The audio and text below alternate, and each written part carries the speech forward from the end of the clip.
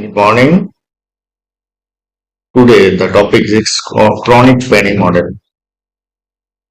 So at the early concept, if in a semiconductor device, if electron moves, its potential energy remain constant, we know.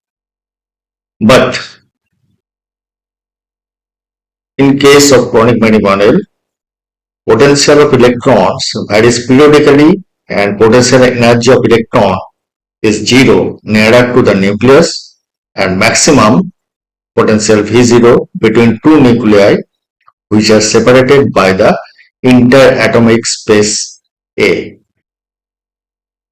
So, if we consider a one-dimensional lattice, example, where the lattice points are separated by a distance apart, and we assume that an ionized atom, an ion is located at each lattice point, so a liberated electrons move about the material subject to the attractive Coulomb, that is electrostatic force between the negative charge electron and positively charged ions.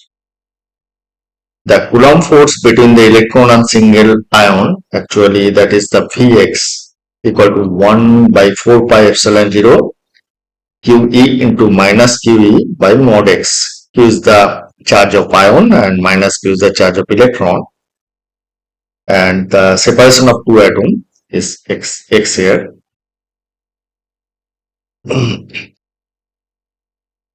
If the potential charge is periodic, that's when Vx equal to Vx plus A, because lattice points are periodically changed x with A plus A.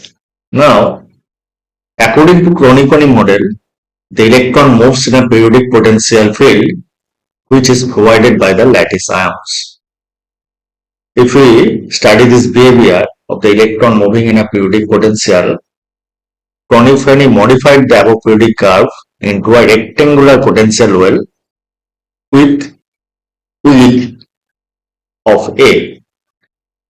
Now we know the Schrodinger wave equation, d2 psi dx square plus 2m by line square E minus Vx psi equal to 0. Now from the figure, if we apply, there is a two field is there, that is 0 to A, there is a region 1 we have declared here, it is the potential is 0, and in that region 2, that is 0 to minus B, that is the potential Vx equal to V0x. Now if we apply the Schrodinger equation separately in the two region, we get the d2 psi dx square plus 2m by h cross E psi equal to 0 in region 1, and d2 psi dx square plus 2m by h line square E minus V0x psi in region 2. Now, if we consider 2m E by h line square equal to alpha square and 2m by h line square V0x minus E equal to beta square, then we modify the equation. Now, according to Bloch, the solution of Schrodinger equation psi x equal to ukx into e to the power ikx. Now, if we substituting the solution into equation 1 and 2, we get cos ka equal to p into sin alpha a by alpha a plus cos alpha a, where p equal to mv0 ab by h line square, that is the scattering power of potential barrier. Now, if we draw a graph between alpha a and p into sin alpha a cos alpha a, where the in x-axis alpha is present and y-axis p into sin alpha a by alpha a plus cos alpha is present, then this type of graph is appeared.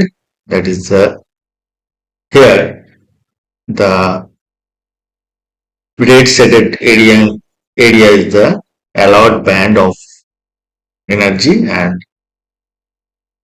white band is there is a unallowed band of energy.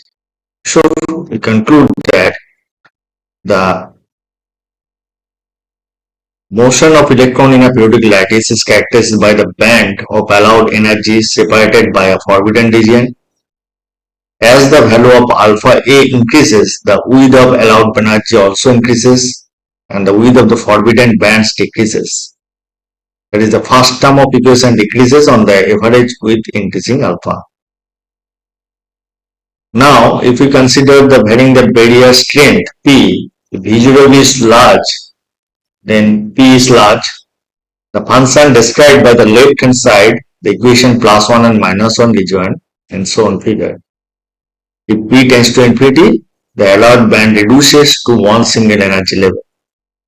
The equation 3 then only one line. So here is the picture that is the drawn. If P tends to 0 and P tends to infinity, there is a graph is there. So this is the Kronig-Penny model equation.